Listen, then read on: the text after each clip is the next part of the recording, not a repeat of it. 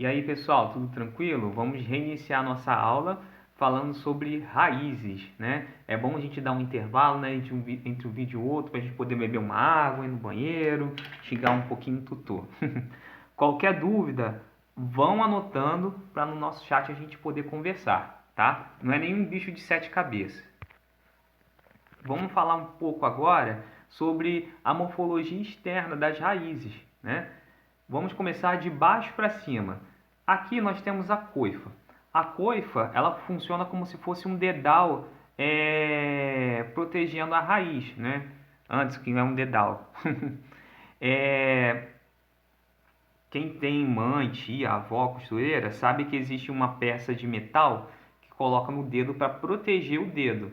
Então, é uma camada de célula em volta da face terminal da raiz, então a pontinha de baixo, né, para proteger a região meristemática, né? Então, o que a gente tem importante nessa zona meristemática? Nós temos as células que vão dar início a todos os outros tipos celulares, que vão gerar todos os outros tipos celulares. Lembra que lá na primeira prática falamos de protoderme, meristema fundamental e procâmbio? Então, são a partir dessas células meristemáticas que a gente vai ter origem dessas células que vão dar origem a todas as outras células dos vegetais. Então, ali você tem uma preciosidade a ser protegida, né? Uma outra questão, vocês imaginem que a raiz está em contato com a terra, então você tem atrito o tempo todo. Se essa zona meristemática, que é tão importante para o crescimento da planta, não tivesse protegida, ela ia ser rasgada quando tivesse a raiz entrando pelo solo. Outra questão dessa coifa que existe é a produção de mucilagem. A mucilagem é um metabólito especial que vai permitir que a raiz penetre no solo com mais facilidade, como se fosse um muco para ajudar a facilitar, como se fosse não, é uma mucilagem, é um muco que vai ajudar a entrada da raiz por dentro do solo, tá? Então, essa é a primeira região. Depois a gente tem a zona lisa ou de alongamento, né? Que é a zona de crescimento da planta, né? A próxima, que é uma região extremamente importante para a planta, que são a zona pilífera, onde a gente vai encontrar pelos absorventes, a gente vai encontrar muitos tricomas, tectores, fazendo a absorção de água da planta. Essa zona é tão importante para a planta que 95% da água que a planta consegue absorver na raiz é feita nessa zona pilífera, né? Para vocês verem a importância dessa zona. Depois, nós temos a zona de ramificação, que nessa zona de ramificação a gente vai ter as raízes laterais, né? As outras raízes crescendo, né? E vai ser uma área de transição entre raiz e caule, né? Dependendo do autor, você pode ter outros nomes para essa zona de ramificação, mas vou adotar esse nome aqui. Depois vocês dão uma conferida na apostila de vocês, né? Mas se eu não me engano também está zona de ramificação, tá bom? E aí nós temos assim dois tipos de raízes principais. Uma que é a raiz pivotante e a outra que é a raiz fasciculada. Pela foto a gente já consegue observar diferenças entre uma raiz pivotante ou axial, né? E uma raiz fasciculada. Uma raiz pivotante, ela tem uma raiz principal como eixo, né? E as outras raízes secundárias são de calibres bem menores. Então a gente tem bem definido que a raiz principal e que a raiz secundária. Na raiz fasciculada a gente não tem essa definição. São todas do mesmo calibre, porque a raiz principal ela atrofia e todas as outras crescem e formam o que a gente chama de raiz em cabeleira, tá? Todas elas são assim bem funcionais, né? E para a planta, e cada uma tem uma também de acordo com uma estratégia de vida. A raiz fasciculada a gente vai encontrar em plantas de monocotiledôneas, plantas herbáceas, né? Então, quem acha que é uma raiz frágilzinha, né, que que é facinho de arrancar ou que tem pouca funcionalidade, é só tentar ir em qualquer gramado e tentar arrancar capim, né? A gente vai ver que essas raízes são bem aderidas ao solo. São tão aderidas ao solo que elas são utilizadas até em projetos de reflorestamento para proteger o solo. E como elas aderem tão bem a esse solo, né, a água passa e, e com isso protege o solo, impedindo que ele seja levado. Diferente de uma raiz pivotante, que vai funcionar como se fosse um cano, né? Um cano entrando por dentro do solo e a água vai percolar em volta desse cano, né? Então, plantar em encostas, plantas que têm a raiz pivotante não é uma boa, porque primeiro deslizamento, primeira chuva forte, essa água vai percolar por essa raiz pivotante principal, entrar por camadas mais profundas do solo e mais fácil de acontecer um deslizamento, né? E aí, eu achei muito bonito esse quadro, né? Falando um pouco dos tipos de raízes, né? Então, ó, eu tenho as raízes fibrosas, né? Que geralmente são raízes aéreas que formam fibras, tá? As ramificadas, então você vê que você tem uma raiz principal e depois ela se ramifica. As fasciculadas. Aí eu tenho as raízes tuberiformes ou as tuberosas, né? Que são raízes ricas em parênquima amilífero, né? Que armazenam grande quantidade de amido. Então, nós temos as batatas, né? Cenouras, nabos, todas elas são raízes tuberosas, né? Diferença, por exemplo, de uma batata para uma cenoura é que na cenoura a gente vai ter só crescimento primário, quando na batata a gente já começa a ter uma tuberificação e um crescimento secundário, né? Aqui, mais para a pontinha, deixa eu apontar aqui para vocês. Nós temos as raízes adventícias, que são raízes que não têm origem do eixo principal. Então você vê que pode sair do caule, pode sair ter outras origens. Eita, não está arriscando. Mas são essas raízes aqui. Temos as raízes adventícias que podem surgir do talo, podem surgir do pecíolo, né? Como nesse caso aqui. Ih, gente, não tá saindo cor aqui. Vamos tentar ajustar isso aqui. Ah, melhorou. Então aqui nós temos raízes saindo do caule, nós temos raízes saindo do pecíolo, tá? Nós temos raízes colunares, tem umas plantas que ficam bem bonitas, como se fosse uma cortina de raízes apoiando tanto o caule, né, e fixando essa raiz no chão, né, e fixando a planta no chão e absorvendo nutrientes. Temos raízes escoras, né, a gente vê esse tipo de raiz aqui muito no mangue, né, escorando as plantas, né, até porque em solos que são muito lodosos ou que são bem instáveis a gente precisa ter umas escoras. Raízes pneumatóforas, que são raízes que servem como respiradores para essas plantas que vivem em ambiente alagado, né? Então, o solo está alagado, mas essas raízes estão para cima captando ar para que essa planta não morra afogada. E a gente encontra uma quantidade de parênquima aerífero muito grande, tá? E raízes austórios que vão fixar a planta em outra planta e até absorver nutrientes dessas outras plantas. Aí aqui algumas raízes a gente já viu, né? Como a raiz pivotante. E eu gosto desse quadro porque tem uns exemplos bem bacanas.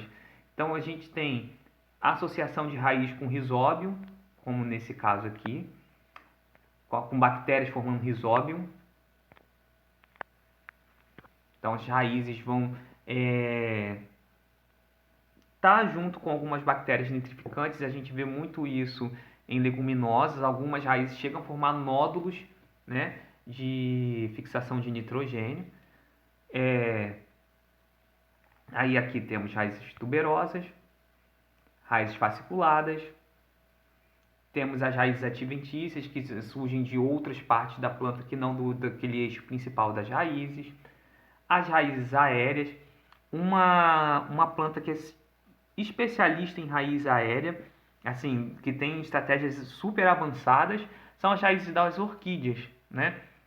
As raízes das orquídeas as orquídeas é a única família em que consegue fazer fotossíntese pelas raízes, então ela tem cloroplasto e ainda tem uma estrutura externa, mais externa da raiz que se chama velame, para acúmulo de água, tá? Raízes aquáticas ricas em parênquima parênquima aerífero e para acúmulo de ar, até para ajudar essa planta na flutuação. As raízes escórias, como já falamos, e aqui as raízes dentro do mangue, as raízes pneumatóforas. Então aqui tem uma foto de um mangue. Olha que bonito que são essas raízes, são muito bacanas. Toda vez que eu vou no mangue eu fico encantado como é que essas raízes funcionam realmente, funcionam como respiradores e ficam todas para o alto e ajuda a planta a não morrer afogada. Raízes tabulares. Então aqui nós temos, claro, na Mata Atlântica, árvores grandes que têm raízes tabulares, né? Mas quem tiver a oportunidade de ir na Amazônia, porque só vendo mesmo é algo de outro mundo, né? Tem raízes tabulares gigantescas, muito grandes. Porque vocês imaginem uma árvore com mais de 50 metros se não tiver um bom alicerce. Esses raízes tabulares funcionam como esse alicerce, tá? Então é muito bonito e ainda serve de comunicação com...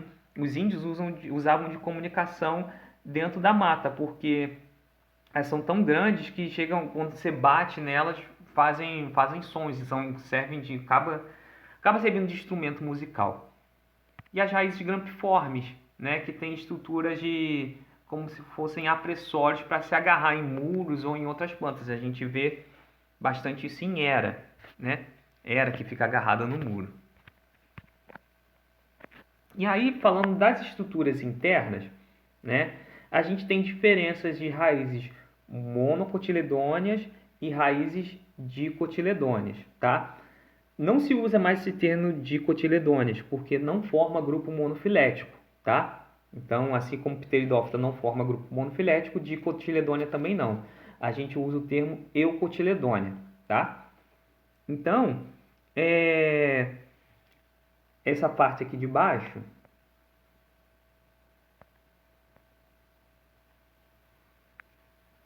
as figuras de cima estão falando de caule, mas vamos focar aqui nas raízes, tá?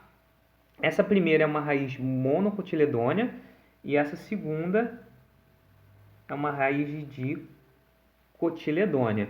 A gente consegue ver diferenças, né? Principalmente na disposição do xilema e do floema, né? Na raiz monocotiledônea, o xilema se agrupa em forma de anel, tá? E na raiz da dicotiledônea, o xilema ele vai se organizar no centro como se fosse uma estrela, tá bom? Então essas estruturas verdinhas que vocês estão vendo, o xilema e o vermelhinho floema, tá? Repare que na monocotiledônea a gente vê eles em forma espiralada, né? A organização.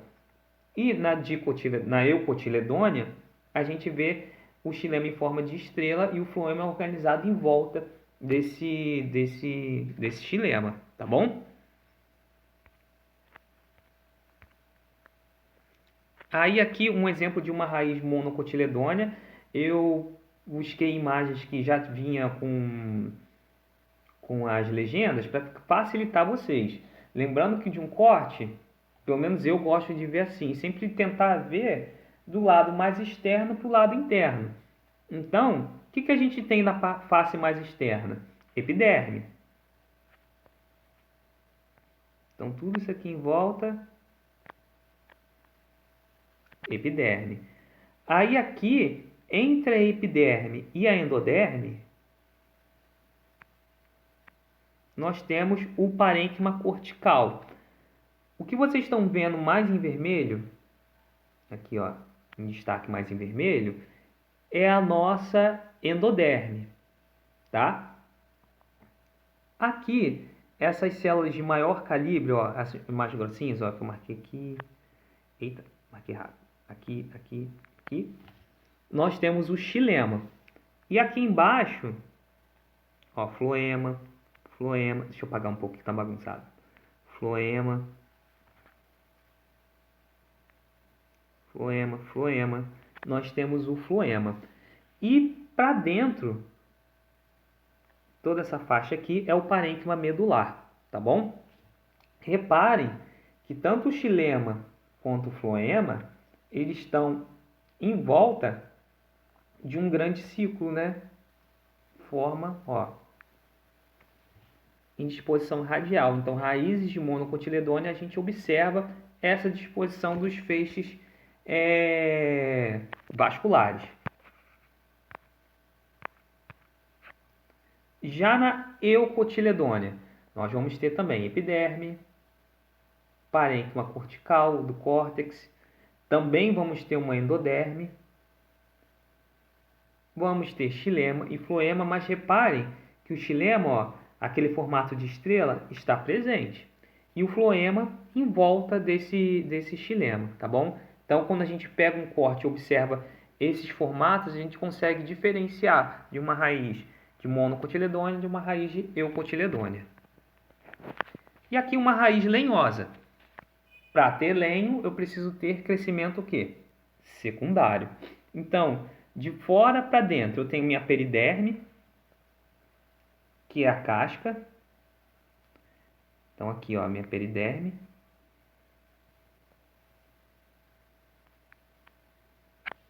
Da casca. Eu tenho parênquima cortical. E aí, em azul, eu tenho o floema secundário. E em vermelho, eu tenho o xilema secundário. Tá bom? E aqui no meio, eu vou ter o parênquima medular. Tá bom? Então, é bem diferente de uma estrutura de uma raiz primária, tá bom?